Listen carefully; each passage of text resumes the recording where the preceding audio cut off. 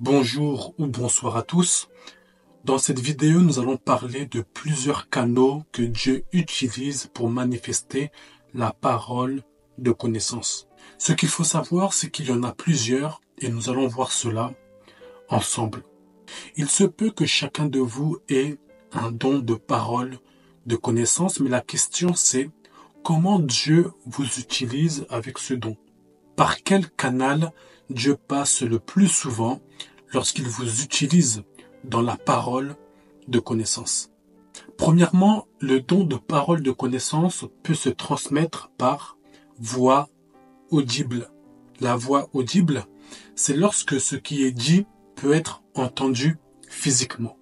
C'est quelque chose qui se manifeste à l'extérieur de toi, comme par exemple Moïse et du buisson ardent, de Jésus lors de son baptême ou de Paul sur le chemin de Damas.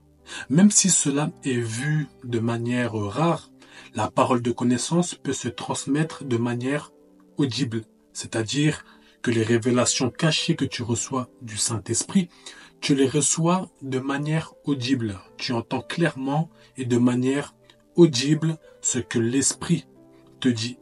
Deuxièmement, le don de parole de connaissance peut se transmettre par des songes. Les songes sont très fréquents de manière générale. L'esprit de l'homme est très agité durant la journée. Mais pendant qu'il dort, les choses sont calmes. Voilà pourquoi Dieu attend que nous puissions nous endormir pour nous parler. Si Dieu vous parle la journée, certains vous n'allez pas capter, vous n'allez pas discerner. Pourquoi? Parce que vous êtes distrait. Une fois endormi, votre esprit est disposé. Lorsque la parole de connaissance agit dans les songes, vous voyez et vous entendez. Vous pouvez juste voir, mais vous pouvez aussi voir et entendre. Et vous pouvez aussi juste entendre. Expliquons. Dieu peut par exemple vous montrer dans un songe votre sœur se disputer avec son mari et son mari lui dit qu'il ne viendra plus. Ensuite, vous avez vu votre sœur sortir et venue vous voir chez vous. Et réellement, vous avez prévu de vous voir aujourd'hui, toi et ta sœur. Tu lui avais dit de passer chez toi aujourd'hui avec son mari. Une fois qu'elle arrive, elle te dit « Je suis venue toute seule ». Et tu lui réponds « Oui, vous vous êtes disputé ce matin et ton mari a dit qu'il ne viendra plus ». Elle te répond « Mais comment tu sais ?» En soi, c'est la parole de connaissance que tu as reçue ce matin dans un songe pendant que tu dormais. Une information que tu n'étais pas censé savoir, car tu n'étais pas là, et elle ne t'avait rien dit. Mais Dieu qui voit tout t'a transmis une partie de sa connaissance.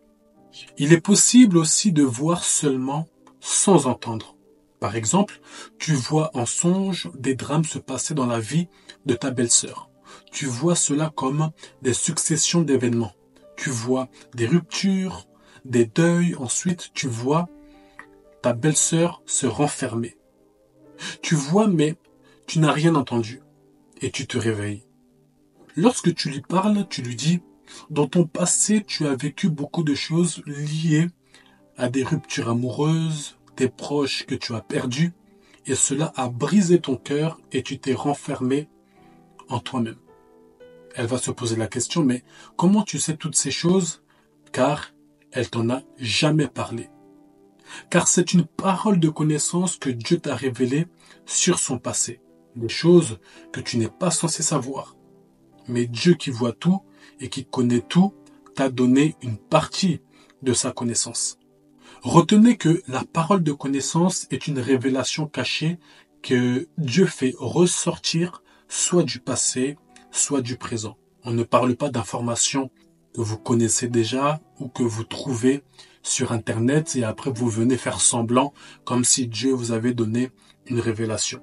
Mais on parle des choses que vous n'êtes pas censé savoir naturellement.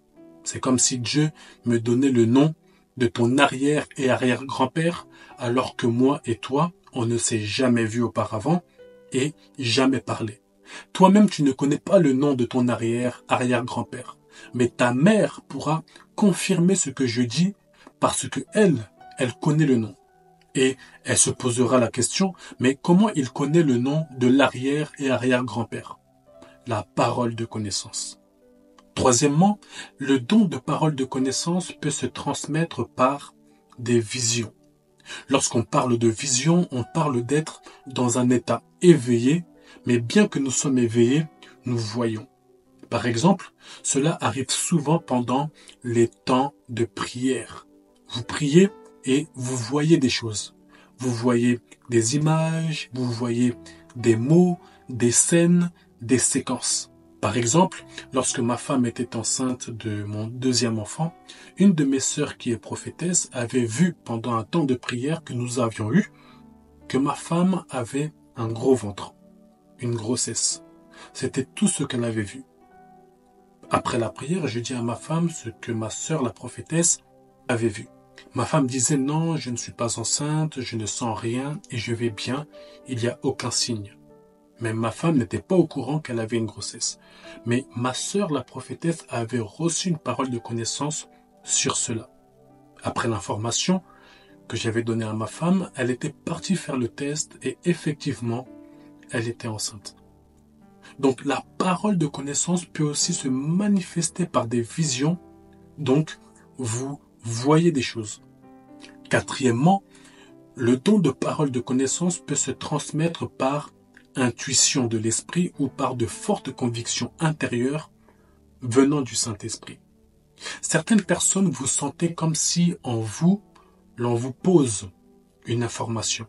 Ce n'est pas que vous entendez quelque chose, mais la chose est posée en vous et vous savez. Vous sentez que quelque chose est tombé en vous et vous pouvez sentir ce que c'est.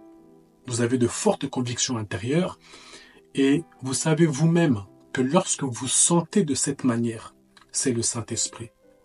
Il y a conviction et conviction.